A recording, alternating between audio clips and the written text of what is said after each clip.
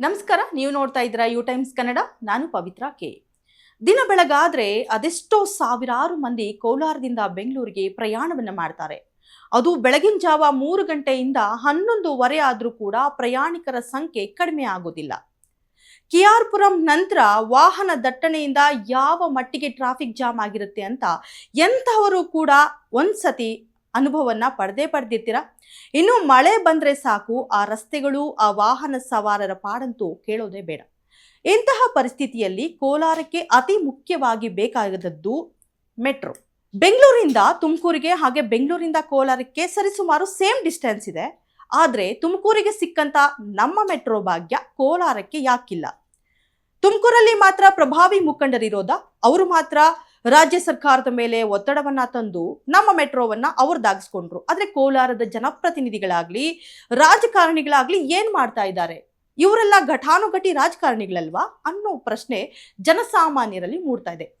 ಇನ್ನು ನೋಡಿ, ಕಳೆದ ವಿಧಾನಸಭಾ ಚುನಾವಣೆಯಲ್ಲಿ ಕೋಲಾರದಲ್ಲಿ 6 ವಿಧಾನಸಭಾ ಕ್ಷೇತ್ರಗಳಲ್ಲಿ 4 ಕ್ಷೇತ್ರಗಳಲ್ಲಿ ಕಾಂಗ್ರೆಸ್ ಶಾಸಕರದ್ದೇ ಮೇಲುಗೈ. MLAಗಳು, MLC ಇದ್ದಾರೆ, ಮುಖ್ಯಮಂತ್ರಿಗಳ ರಾಜಕೀಯ ಸಲಹೆಗಾರರಿದ್ದಾರೆ, ಹಾಗೇನೆ ಮುಖ್ಯಮಂತ್ರಿಗಳ ಬಲಗೈ ಅನ್ಸ್ಕೊಳ್ಳೋ ಜಿಲ್ಲಾ ಉಸ್ತುವಾರಿ ಸಚಿವರಿದ್ದಾರೆ. ಇಷ್ಟು ಘಟಾನುಘಟಿ ರಾಜಕಾರಣಿಗಳು ನಮ್ಮ ಕೋಲಾರ ಜಿಲ್ಲೆಯಲ್ಲಿ ಇರಬೇಕಾದ್ರೆ ಮೆಟ್ರೋವನ್ನ ಕೋಲಾರಕ್ಕೆ ತಗೊಂಡು ಬರೋದು ಅಷ್ಟು ಕಷ್ಟ ಆಗಿತ್ತಾ ಅನ್ನೋ ಪ್ರಶ್ನೆಗಳು ಕೂಡ ನಮ್ಮಲ್ಲಿ ಮೂಡ್ತಾ ಇದೆ.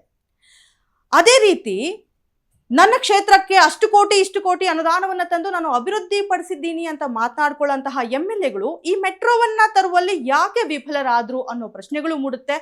ಇನ್ನು ನಮ್ಮ ರಸ್ತೆಗಳಿಗೆ ಬಂದ್ರೆ ಅಂತೂ ಹಳ್ಳ ಕೊಳ್ಳ ಇಲ್ಲದೆ ಇರೋ ರಸ್ತೆಗಳೇ ಇಲ್ಲ ಕೋಲಾರ ಜಿಲ್ಲೆಯಲ್ಲಿ ಹೇಳ್ಬೇಕಾದ್ರೆ. ಸೊ ಇಷ್ಟೆಲ್ಲ ಇರಬೇಕಾದ್ರೆ ನಮ್ಮ ಮೆಟ್ರೋ ಕೋಲಾರಕ್ಕೆ ಅತಿ ಅವಶ್ಯಕವಾಗಿ ಬೇಕಾಗಿತ್ತು.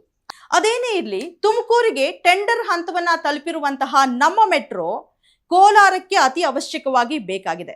ಸಾವಿರಾರು ಮಂದಿ ಬೆಂಗಳೂರು ಕಡೆಗೆ ಪ್ರಯಾಣವನ್ನ ಮಾಡ್ತಾ ಇರುವುದು ಎಲ್ಲಾ ಜನಪ್ರತಿನಿಧಿಗಳಿಗೂ ಗೊತ್ತಿದೆ. ಹಾಗಾಗಿ ಹೇಗೆ ಆದ್ರೂ ಪರವಾಗಿಲ್ಲ, ನಮ್ಮ ಕೋಲಾರಕ್ಕೆ ಮೆಟ್ರೋವನ್ನ ತರುವುದು ನಮ್ಮ ಜನಪ್ರತಿನಿಧಿಗಳ ಕರ್ತವ್ಯ, ಕೋಲಾರದ ಜನಗಳ ಹೇಳ್ತಾ ಇರುವಂತಹ ಮಾತು. ಹಾಗೇನೆ ಇದು ಯು ಟೈಮ್ಸ್ ಕನ್ನಡದ ಕಳಕಳಿಯ ವಿನಂತಿಯೂ ಹೌದು. ಮತ್ತಷ್ಟು ಲೇಟೆಸ್ಟ್ ಅಪ್ಡೇಟ್ಸ್ಗಳಿಗಾಗಿ ನೋಡ್ತಾ ಇರಿ ಯು ಟೈಮ್ಸ್ ಕನ್ನಡ, ಸದಾ ನಿಮ್ಮೊಂದಿಗೆ.